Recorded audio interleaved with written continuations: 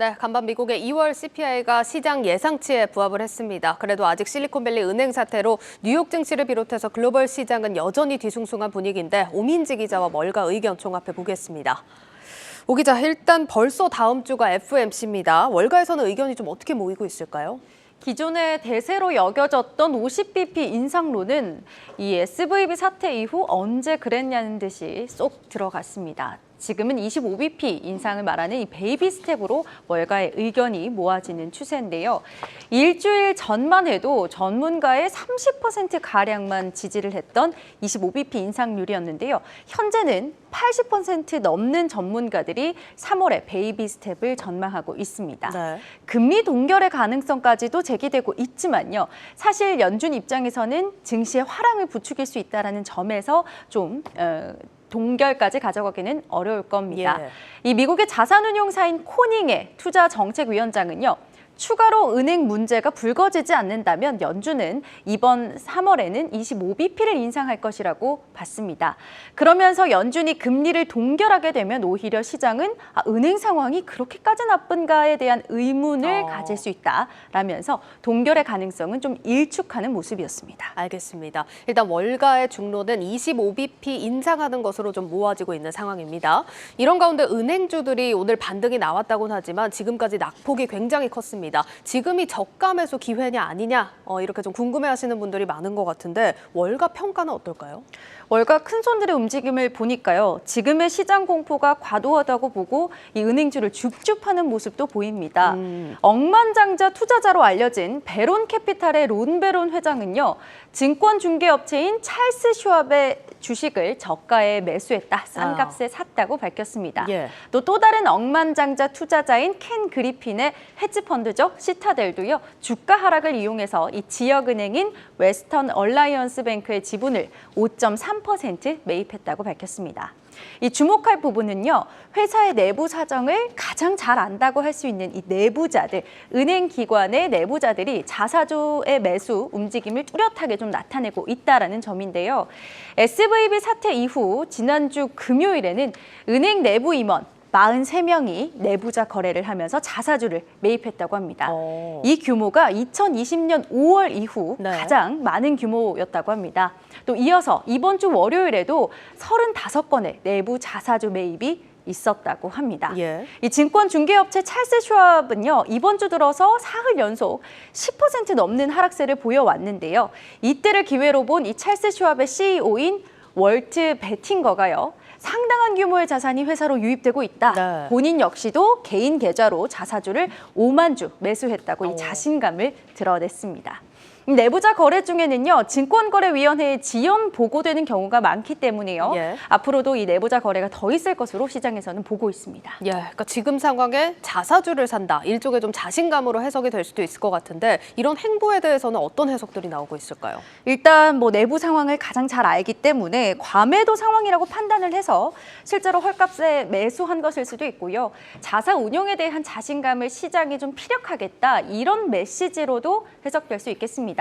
이 내부자 거래를 조사하는 인사이더 인사이트의 조사 책임자는요. 이런 내부자 거래 광풍이 단순한 시장 메시지에 그치지는 않을 것이다.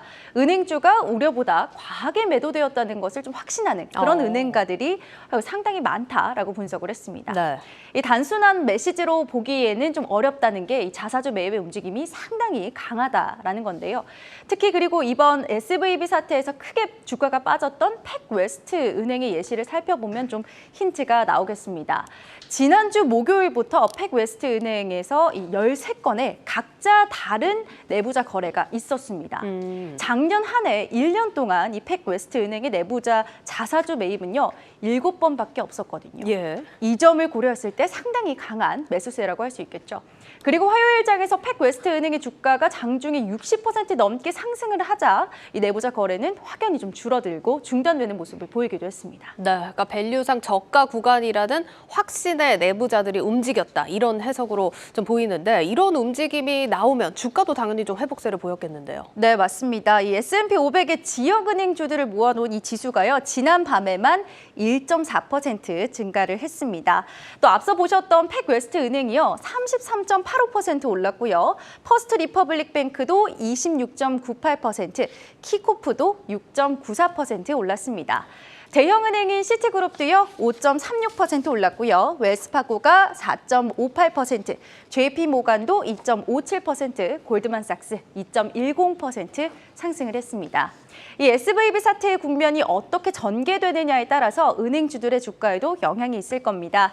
현재는 세계 최대 자산운용사인 블랙록을 비롯해서 아폴로, KKR 등 월가의 굵직한 사모펀드들이 이 SVB 인수전에 뛰어들었다. 이런 소식이 전해졌습니다. 앞으로 진정 국면에 들어갈 수 있다. 이런 기대감이 나오고 있습니다. 예, 결국에 이번 사태를 보면은 지금까지 금융시장 리스크가 드러났다, 허점이 드러났다, 연쇄적인 충격이 있을 거다 하면서 위기감이 더 고조됐던 부분이 있던 건데 전문가들 의견이나 은행 내부자들이 이렇게 거래를 활발하게 하는 모습을 보면 그렇게까지 볼 일은 아니었다라고 해석이 될 것 같거든요. 네, 물론 이 금리 인상이라는 매크로적인 상황이 불리했던 건 확실합니다. 하지만 SVB의 경영 자체에 문제가 있었던 것이다. 이런 분석도 나오는데요. 예. 다시 말하자면 이 은행 한 곳의 개별적인 운영 실패다라는 겁니다. 이 레리 서머스 전 미국 재무장관은요, 이번 SVB 사태가 은행업의 기초를 지키지 못해서 발생한 것이라면서 이 SVB의 운영에 대한 지적을 하기도 했고요. 이 투자자문사인 TD코언에서도 SVB의 독특한 비즈니스 모델 때문이다. 이번 위기가 전체 금융 시스템으로 확산하지는 않을 것이다 라고 분석을 했습니다. 지난 글로벌 금융위기 당시에 위기를 예측해서 큰 돈을 벌었던 이 마이클 버리, 영화 빅쇼트의 주인공이기도 한데요. 이 마이클 버리가 이번 SVB발 금융위기는 빨리 해결이 될 것이라면서 상황을 좀 단순하게 가볍게 진단하기도 했습니다. 예, 그럼 마지막으로 아마 보시는 분들이 이 질문을 가장 기다리실 것 같은데 그럼 지금 은행주를 살 때인가요? 조심스럽게 답변을 해야 될 것 같은데 조심스럽게 접근해 볼 수는 있겠습니다. 리스크를 감내하고 싶지 않다라고 하시는 분들은 투자 대상을 대형은행에 좀 제한해서 접근하시는 게 좋겠습니다. 미국의 지역은행의 경우는요, 주가 낙폭이 워낙 컸잖아요. 그러면서 회복세가 초반에는 두드러지는 모습이었는데 장 후반으로 갈수록은 좀 주가의 회복세가 다시 둔화되는 모습이었습니다. 2월의 CPI가 시장의 예상대로 나오긴 했어도 연준의 목표치에 비해서는 여전히 높죠. 때문에 기준금리 인하를 기대하기 어려운 상황입니다. 따라서 투자 자산이 특히 많은 이 지역은행에서 즉각적으로 반등을 보이기는 힘들다. 이런 분석입니다. 반면에 상대적으로 안전한 미국의 대형 은행들은 오히려 반사 이익을 얻고 있는 것으로 나타났는데요. SVB가 파산한 이후부터 대형 은행으로 예금을 옮기려는 이 예금주들이 폭증하면서입니다. 뱅크 오브 아메리카의 경우는 수일 동안 예금이 150억 달러, 우리 돈으로 약 19조 5천억 원이 증가했고요. 또 다른 대형 은행인 JP모간과 또 시티그룹도 수십억 달러의 신규 예금이 유입되고 있다고 합니다. 미국의 대표적인 가치 투자자인 빌 나이글에는요, 지금이 은행주 매수 시기다라고 하면서도 최선호주로는 뱅크 오브 아메리카 등 이 대형 은행들을 꼽았습니다. 은행주 사이에서도 선별적이고 제한적으로 접근하시면서 저가 매수의 기회 찾아보시는 것이 좋겠습니다. 네, 여기까지 듣겠습니다. 고웨스트 오민지 기자였습니다.